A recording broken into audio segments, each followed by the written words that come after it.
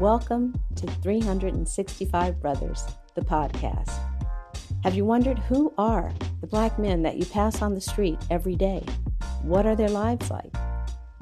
Well, in this podcast, we have an in-depth conversation with Black men from all across America and all walks of life. Listen to their stories, their experiences, their wisdom. I'm your host, Robin Shine. Get comfy. Today, we have the privilege of speaking to a brother who is into adventure. He hikes, he bikes, loves to travel. He has an interest in Japanese culture. We are speaking to the veterinarian of my dog, Mr. Landon Collins. Welcome, Landon. Yeah, thank you for having me. I appreciate it. Yes, it's so great to have you here. Could you maybe say a few words about yourself so that the listener can get to know you? Yeah, for sure. So I am a veterinarian, but a lot of people ask me where I'm from, in general. Just because I don't sound like I might be from the West Coast or, I might not be from the East Coast, things like that. I always tell people I'm a Midwest kid. I grew up in St. Louis, Missouri, and Minneapolis, Minnesota for most of my young life growing up. Outside of that, I did live in Minneapolis most of my life growing up, and I got 3 older siblings. I really look up to them a lot just because they give me a good aspect of life and just knowledge just to improve and better myself. Outside of that, I do have a number of nieces and nephews, and since I'm closer to them in age, I got to be the big kid with them around. I'm the one they love hanging out with. Before becoming a veterinarian, one of my big things is I did have an aspiration for playing football beyond high school and college.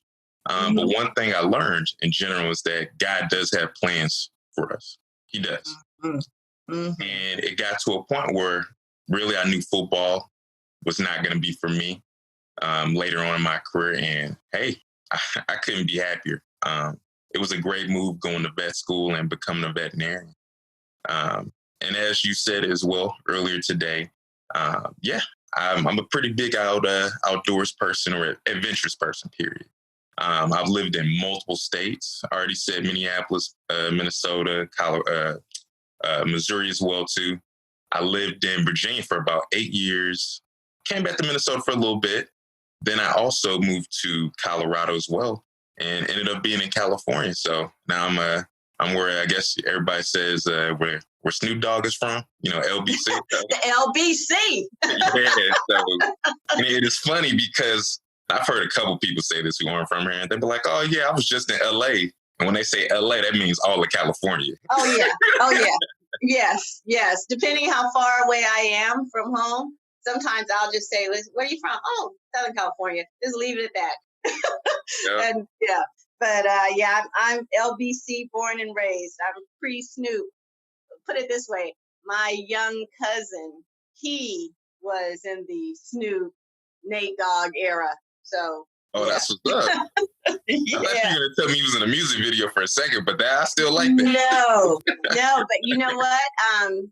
There's an episode called Angels Amongst Us with Duke Givens. One of the stories he shares is playing Pop Warner with Snoop. Yeah. So I actually have a question for you. I tried my hardest not to be a teacher. I taught in right out of college, and I got a long-term sub position. And I had gone to a prestigious university, so I was not going to be a teacher. So I went to law school. I did all kind of other stuff before I realized, oh my gosh. And here's the funny thing, I won't tell the whole story, but the short version is God kept putting up roadblock after roadblock after roadblock over every other thing I did. And finally, he just put people in my life that basically said, be a teacher. I got a job for you. And I was like, okay, fine. The moment I said yes, I remember it was a Monday night. Tuesday morning, things that had not been moving started moving. Money was coming in. And I was like, okay, God, you know what? You be playing with me. And I've been teaching ever since. So having said that to you, I'm curious what it was that happened with football that had you get clear about God's plan for your life. For sure, for sure. Previously I had surgery in my first to second year playing football. So that derailed me a little bit. It wasn't a major knee surgery, but it derailed me a little bit. And one big thing is during my tenure playing football, basically there was a lot of changes. We always had a number of coaching changes. And so a lot of coaches, their livelihoods are based on the players, how they perform, and them winning. If you're not doing well, because they need to take money or bring money home for their livelihoods and their families. And if you're not winning and doing everything to the best of your ability, guess what? They take out that frustration on young men. And I've seen it happen. It's happened to me. When you're winning, hey, they're not going to be pissed at you. They're going to be happy as can be. And so there was a discrepancy with me and my position coach. And basically it got to a point where it was rough. It was really rough. And I wasn't just a football player. I really had a mind as well. Mm-hmm. And really after that happened, I felt like God was just pushing me away from there. And I really just lost my interest in playing football at that point. I really did want to go far with it and possibly go to NFL, but things happened where God told me, honestly, your body can't hold on to it. That's number one. My body wasn't built to play anymore in the NFL, but he told me I need to do other things with my life. And I was a really good student as well, too. I was always, on the dean's list and all those things. So, and obviously, too, believe it or not, I had a few-year stint at UCLA doing pre-med advising and pre-law and all that stuff. So I know getting into vet school, for those who don't know, you're taking the same prerequisites that you are for medical school. So you're clearly a sciences guy. I appreciate it. Thank you. Thank you. I love what you shared about recognizing when you're being called to do something else, because, not everyone is able to listen. And especially at a younger age, like I was in my late 20s when I finally listened. Right. And so it is very cool to hear it, that you were that young and still able to hear what God had for your life. And I don't mean to be preachy here, but I'm just, I just want other people who are listening to hear that and perhaps pay attention to the little signs that come our way. So I agree. Thank you for saying that. Yeah. Absolutely. So let's drop in on these questions. Landon, what's your favorite song, either all time or right now? All right. So I'm going to just say this at first. I have two older sisters and they love dance. Some of them just did to college, high school, or they went to the pros and dance as well too. So cheerleading was huge. It was huge in their life. Dancing, cheerleading, both of those. And so I would listen to, mainly their music as I was growing up, because my brother was the oldest, but he wasn't around as much. So, I'd be listening to Madonna, Janet Jackson, all the time. My song personally that I like the most is Hall & Oates, Sarah Smile. To me, it's just so soothing. And here's my thing. It could be from, say, a parent to their son or daughter saying it. It could be someone to their loved one saying it. It's just a soothing and calming song. When you feel cold, I'll warm you. I'm not going to sing it, but I just want to show some words here. So that's something I can play, literally anytime. It just soothes me. It really does. That's awesome. Thank you for sharing that. That's cool. So what's the favorite childhood memory? I moved to Minnesota when I was younger. But going back, I would spend times in St. Louis every summer. And so going back to see my family, that was the greatest thing to me, because it was literally my family straight up from the South. So they're from Tennessee, Mississippi, and they primarily lived and moved to St. Louis, Missouri. I'm telling you, family is life. Your family were your best friends. I really looked up to them. All my cousins and the rest of my extended family, they showed me a certain type of independence that I really never saw before. Just because what we did, we made a huge move. My immediate family made a huge move to Minnesota. it was different up there. So I was really kept in the house most of the time. So Okay, say more about that. What do you mean when you say it was different? So- I think I know, but I don't want to guess. yeah. So in general, where I lived at in St. Louis, Missouri, it was predominantly black. But then when I moved up to Minnesota, of course, it's predominantly white people up there, Caucasian. As I grew up and become older, there's actually a number of, there's some other people out there. There's a lot of Somalians up there. There actually is a lot of Hmong people as well, too. So in general, there are different types of people out there. But, when you think of Minnesota, you think of cornfields and a lot of, Caucasian people. Yes. So my parents did have an issue growing up. There was a lot of racial injustice, a lot of issues growing up. And they were really nervous of me being around white people at a certain point growing up. Can you say a little bit about what they were dealing with? Mainly it's, from what I saw and understood, it was their children growing up. A majority of my siblings went to private school because some of the public school systems were a little rough in St. Louis growing up. And so my brother dealt with a lot of racism, not being able to join certain teams. And he was much better of an athlete than, I'm just going to say it, than most of the white people on that team. Mm-hmm. And even the kids would speak out and say, wow, Lauren didn't make it. He didn't do this. And, that was really upsetting. I learned how certain things raised my siblings growing up.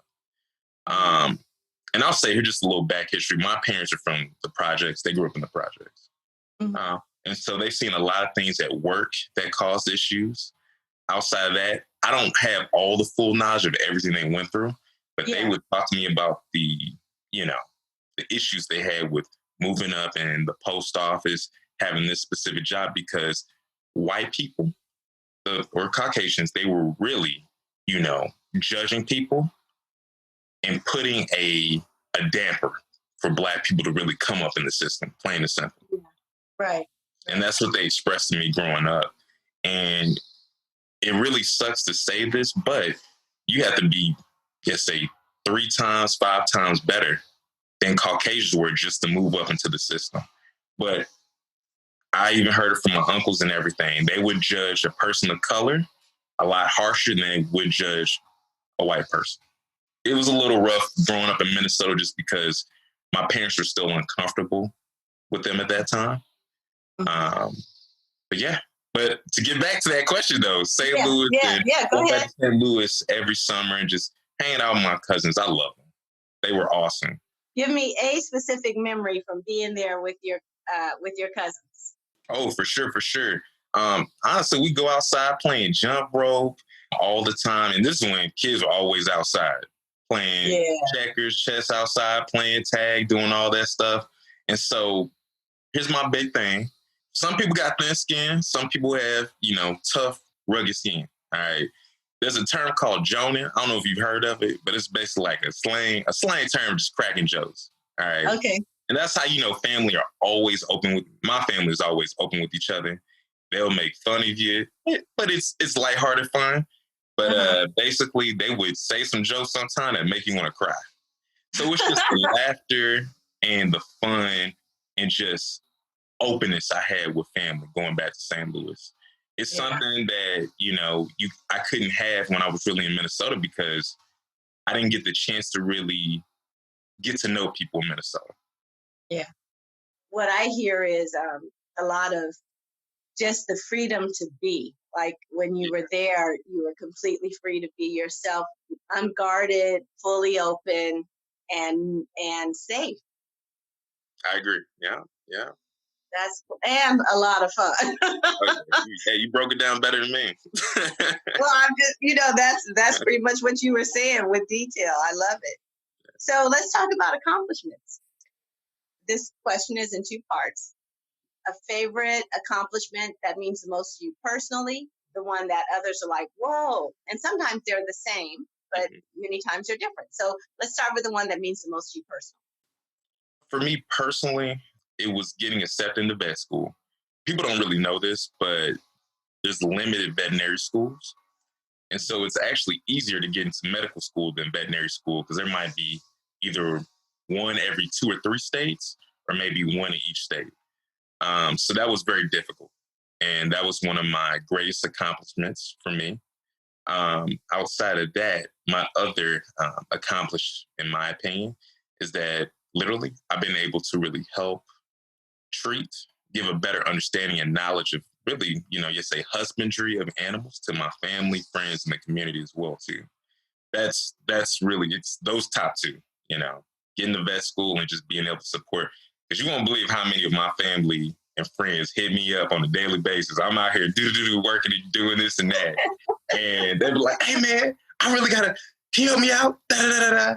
And the funny part is too, and I love my family, I love them. But it would be like an uncle or aunt try to help out their friend's friend.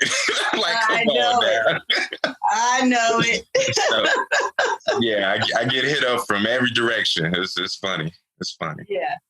Knowledge is such a precious resource. And when we have someone in our families who has this specialized knowledge, it's like, oh my God, we got access to this, What about the accomplishments that others are most impressed by?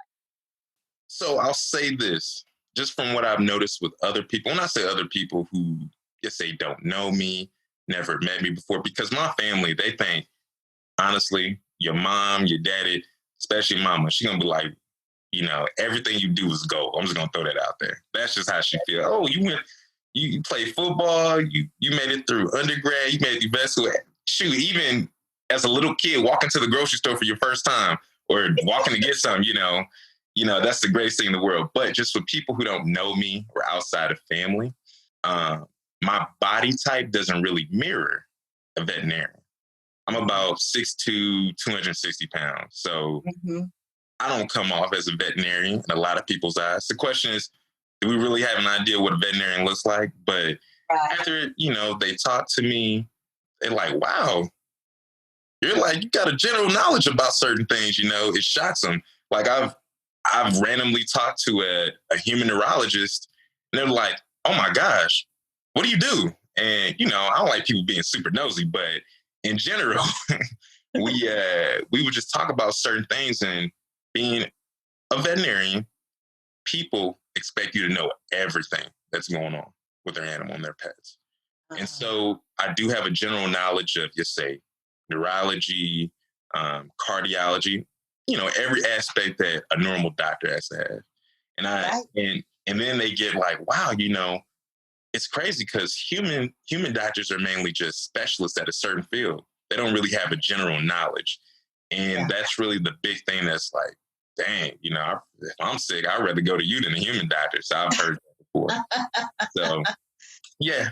So I shock people sometimes. I'll just say that. Yeah. And that's one of the things I love about doing this podcast, because on the one hand, it is for sure about busting stereotypes about Black men, but it's what I'm discovering as I do this is it's so much more than that, because truth be told, if you were a white guy with a whole bunch of tattoos and a tattoo on the side of their face, they'd be like, you're a veterinarian? Like, we just have these stereotypes about people. And this podcast is about the stereotypes on Black men in particular, and this one guy, I actually think I know why the episode with Pap Johnson might stand out for you, because we talked earlier about that. But when he talks about everyone saying, you play basketball? You play basketball? Do you get a lot of, did you play football? You play football? Yep, I get that. And even going to vet school, some of the people who, they weren't like the teachers or things, but they would help, say, certain, what would they do? The computer aspect, or what they call them, just like the computer guys or whatever, them or some other people that help in the IT guys, or women. Basically like, oh shoot, man, you got a big. Okay, I can help you with that. And then like I said, I'm a nerd too. And so, when I would go and talk to the IT guys, it was actually pretty funny, because you need time to cool down. With every profession, you'll have your highs and lows. I don't have a problem really just sitting down and just having a random conversation with a person. And so I just sit down, talk to the IT dudes, and we'll just be, having cracking jokes, talk about some nerdy stuff. And like, oh man, you got to leave now. Like, yeah, I got to go. I got to pay. So yeah, no, it'd be really funny. It'd be really funny. That's funny. I like that. That's cool. Yeah. All right. Well, let's talk about words. What is your favorite quote, saying, metaphor, or book? I would have to say my favorite quote, an idle mind is the devil's playground. And so I believe there's a certain verse in the Bible. It doesn't say that verbatim, but I think there is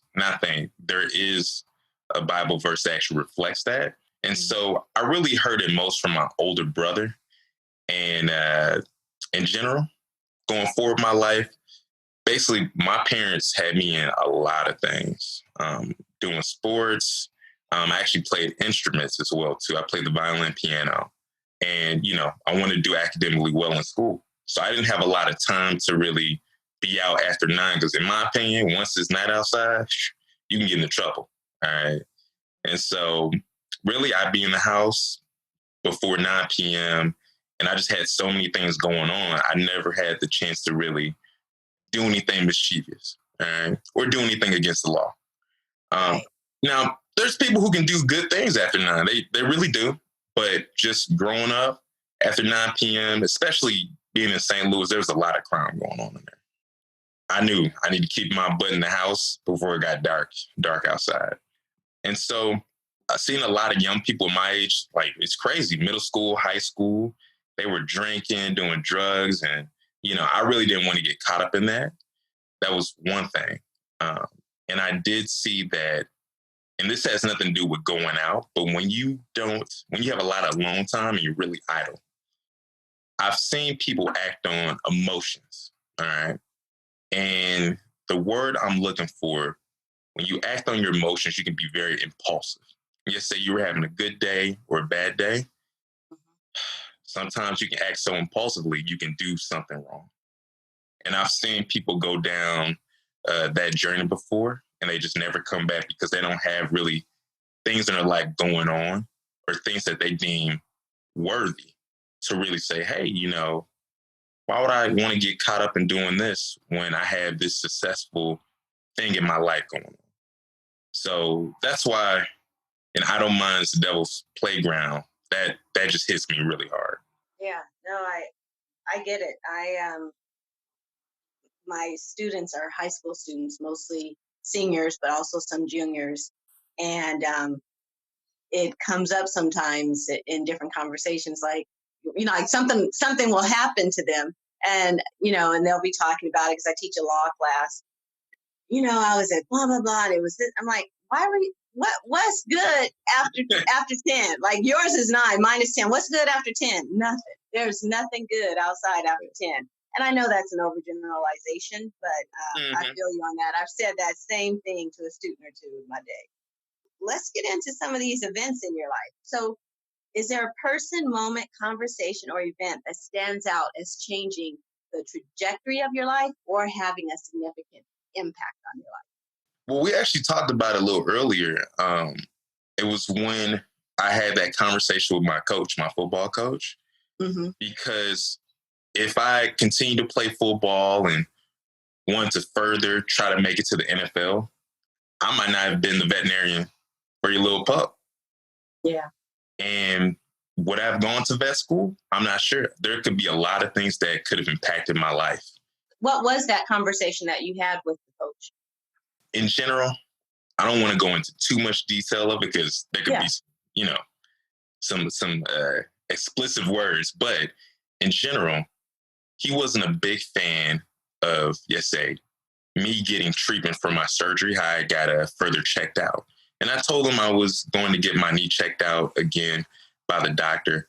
And basically I came to practice a little later or didn't have, all my football equipment on. All right. And so some of his big words were, that really irritated or got to me is that you won't play for me ever again, along those lines. And so in general, he got fired after that coaching year. Yeah. But I was like, you know what? If I'm going to keep going through this again with another football coach, continuous change, and I don't know if I don't know if my heart is really there to continue playing football. And I knew I had other aspirations. I always loved animals. Don't get me wrong. Always loved animals. And in general, I felt a weight off my shoulders and something pushing me to get away from football. And a lot of people, some people know when God is giving them a calling, and sometimes you don't. And looking back now, I was like, man, that was God literally putting his hands on my shoulders to just push me away from it. And so I wouldn't have been able to put as much work before getting into vet school, because you have to do a number of, there's criteria you need to check off in order to get into vet school. And so I had to do a lot of other work before even applying into vet school. And it's been a blessing in disguise for me. It was awesome. Outside of that, the first animal I fell in love with was a chinchilla.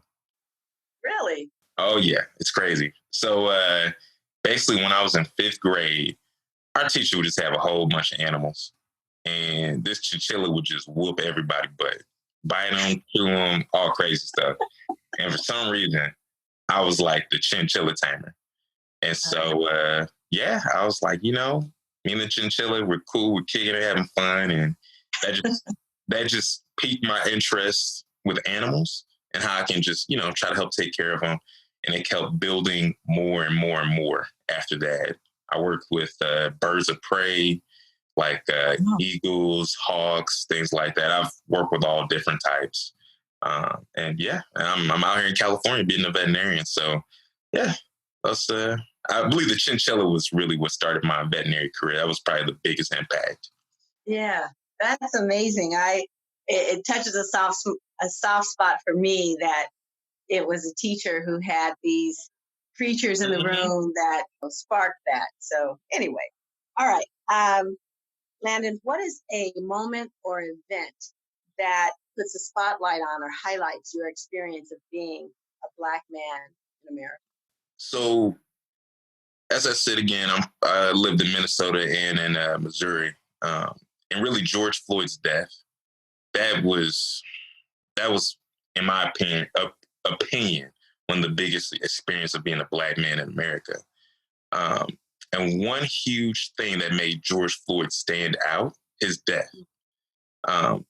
It's COVID season.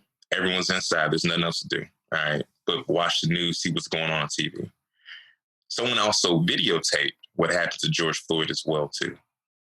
And I'm not putting, someone else's death higher on a pedestal than anyone else's.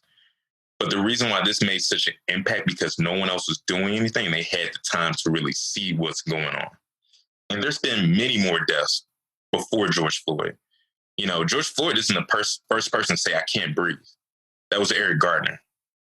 So, and then, of course, being from St. Louis, other names you have to talk about as well, too.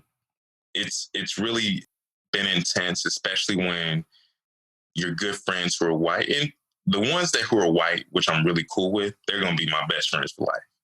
Yeah. And it's good hearing them actually, express empathy and be like, wow, I didn't know what being a person of color could actually be like in America after seeing that. So really the George Floyd death, that has been, in my opinion, the biggest impact of like, wow, this is what a Black man, or, could be a Black woman. And Breonna Taylor? Breonna Taylor. So there's just so many people of color, Black women, Black men. Those deaths really just have been all over the news now for everyone to see. So that's really been the huge impact in my opinion. Yeah. George Floyd's death was a punctuation mark on so many, in part because it took place over 8 minutes. Yep. And it was just, I'll use the word, the most grotesque of the incidents that we'd already seen in the national media. And it sourced me doing this podcast. And what it did for me was it made clear that that there is this pervasive something in our culture that has Black men not be fully human. There's no other way to say it. Like, I could say it in a bunch of nicer ways, different words, but really that's what I was left with when I watched it.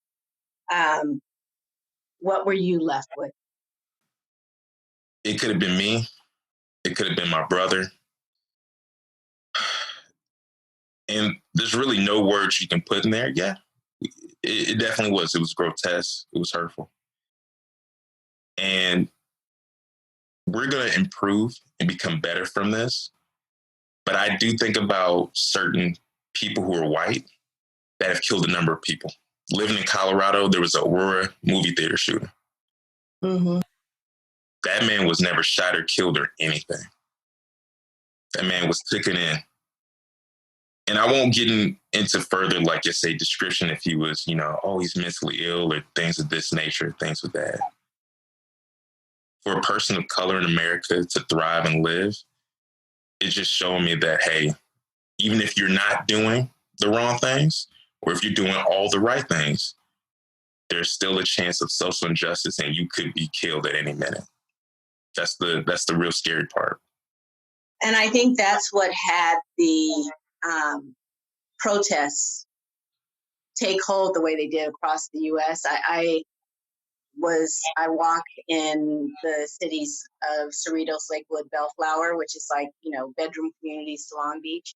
And one afternoon I was walking and there was a protest right on Bellflower Boulevard. Just, I hadn't heard about it or anything, but I went out and I stood with them for a while, and that was the thing. It was such a mixed group of people. Mm-hmm. And I will never forget the conversation with this Latina. And she basically was just like, this is ridiculous. This is ridiculous. This could, how does this happen? And it was this, I think everyone saw exactly what you just said, that, wait a second, this could happen at any moment and for no reason, like no legitimate reason. So that resonates. It really is. Mm-hmm, it does. Have you had any interactions with law enforcement? I haven't had many. I've had minimal. But one is very unique. When I was going to grad school, when I was in veterinary school, I had either gone to the library and then I think I went to 7-Eleven. And I was just walking back to my dorm. And so at this point, I had to be out late because I was studying for finals. And so out of nowhere, there's some big flashing lights just pulling up right behind me as I'm walking into my dorm. And they came out and I was like, oh, shoot. And they're like, hey, they started talking to me about a couple things like, hey, we heard this large person stole some, things from the library, things of that nature, and blah, blah. And they were talking to me, kept talking. And then they were like, at the end, after they finished talking to me, they were like, hey, he has dreads. And clearly, as you can see, I'm bald. So I was like, hey, man, you guys rolled up on me. And you didn't even look at all of my features to see that I'm not the person you're looking for. Yeah. And from what it sounds like, they were looking for most likely a Black person, a Black male who stole something from the library. And man, this one I was tired, studying for finals. And I'm just like, I just don't have any energy to be freaked out. I'm just like, oh man, what's going on? So when you said, hey, looking at all this, y'all realize I ain't the one. How did they part? I'll say this.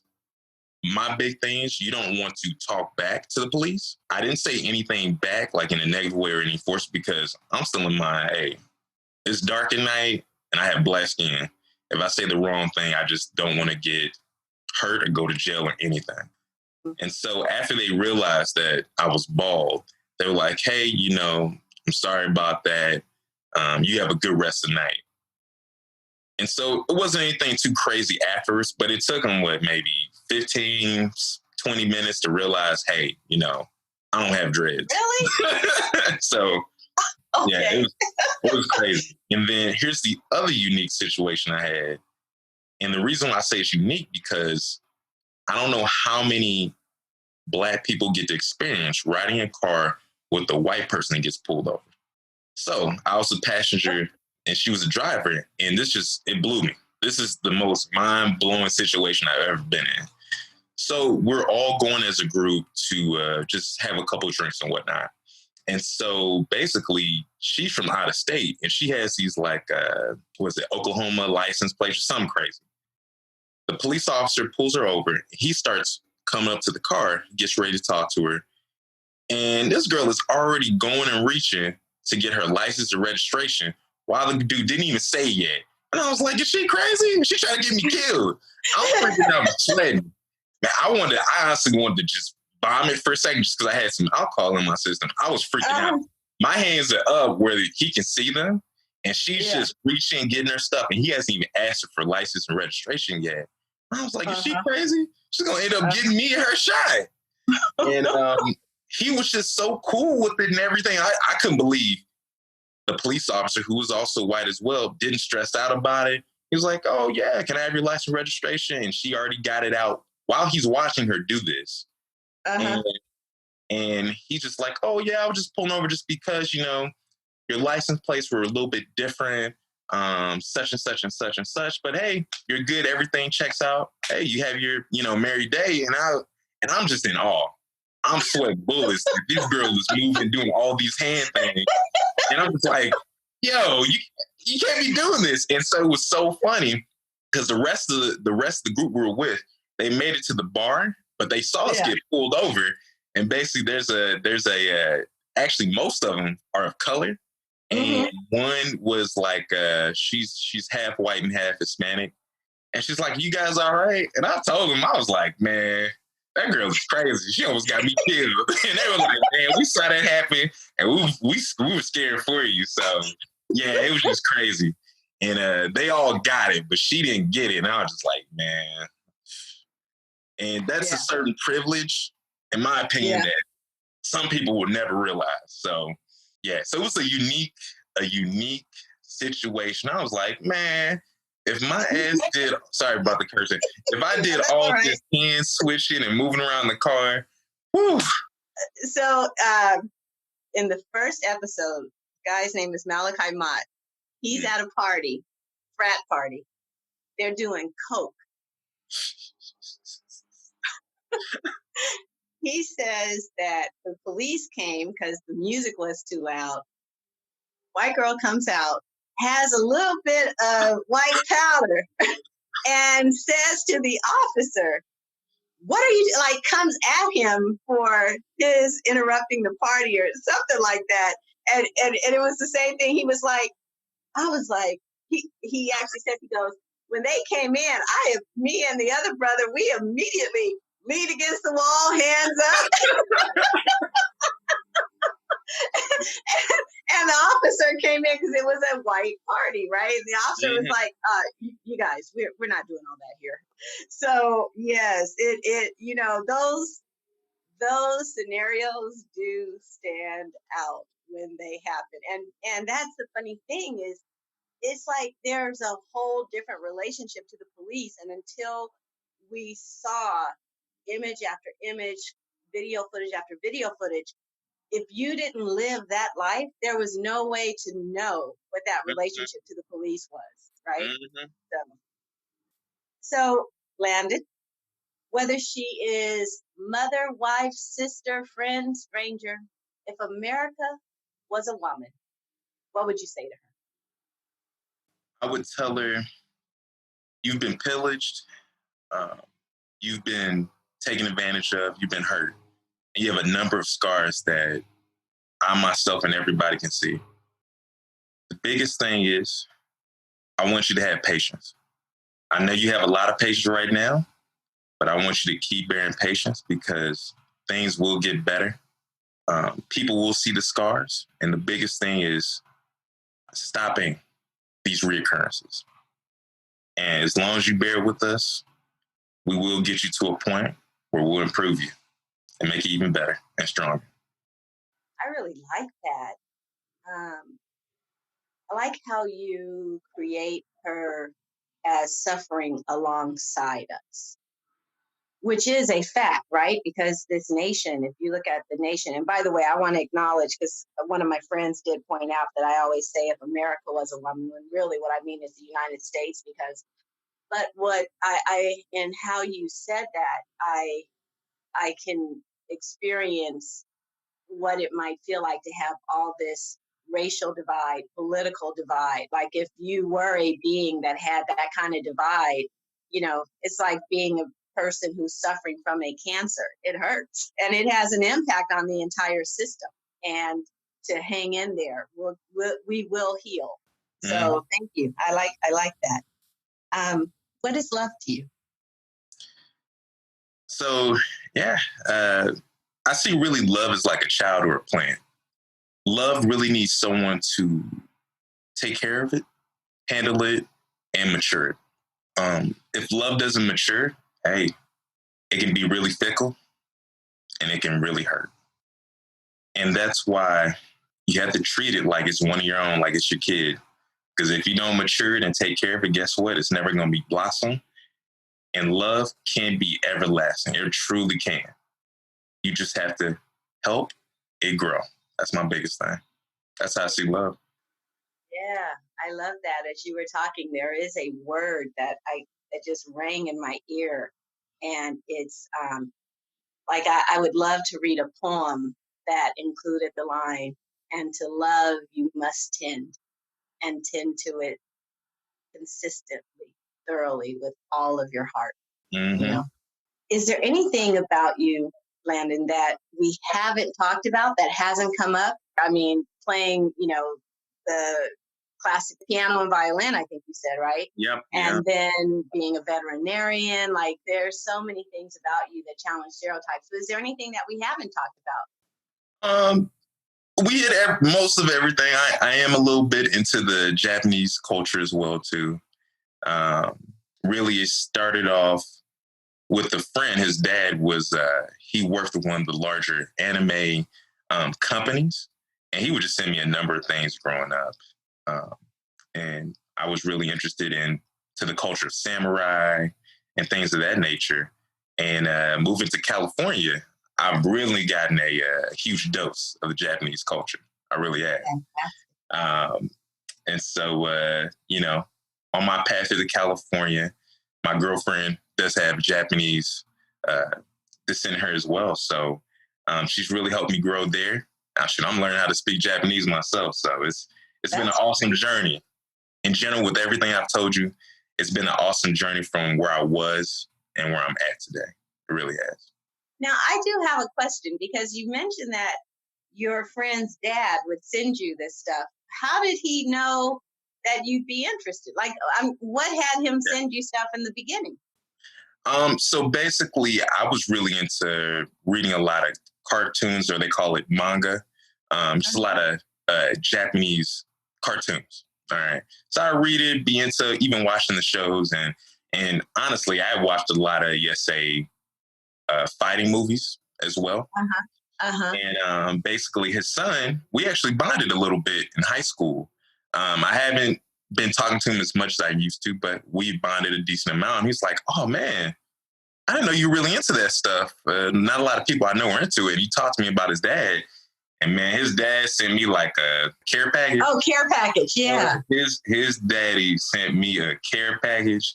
I don't know how much money it was worth, but woof, he sent me a whole lot of things. And he got me more enamored. And I wanted to go to Japan when he was still working there, but his career tenure there is over. But I'm still gonna make it to Japan at some point. Just gotta figure out when. I always ask at the end of these conversations, what are you taking away from the conversation, or what's something that you saw from participating in this conversation? So really, this conversation was therapy for me.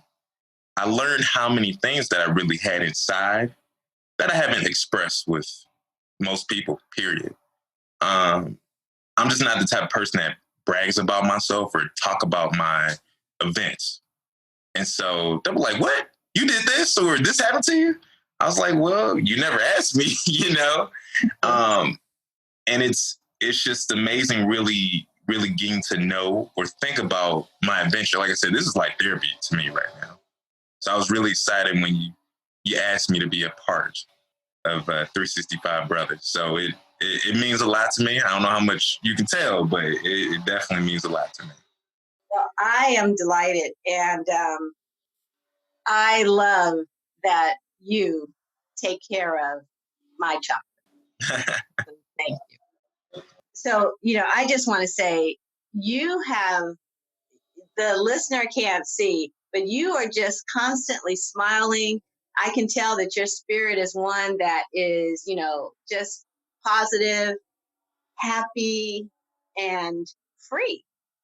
And I think that's why you're able to have all the adventures you do. And we didn't really talk a lot about your biking and hiking and all that, which is okay.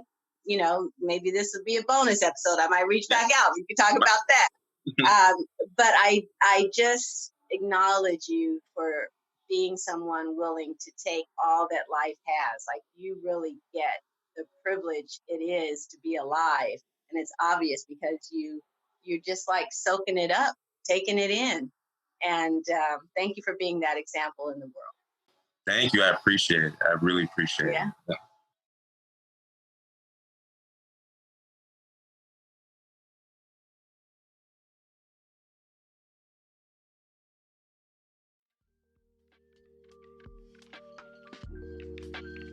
Thank you for listening. As you can hear, you do not want to miss any of these brothers.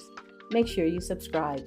You can find more at our website, 365brothers.com, 365brothers.com. This is Robin Shine. To listen is to love.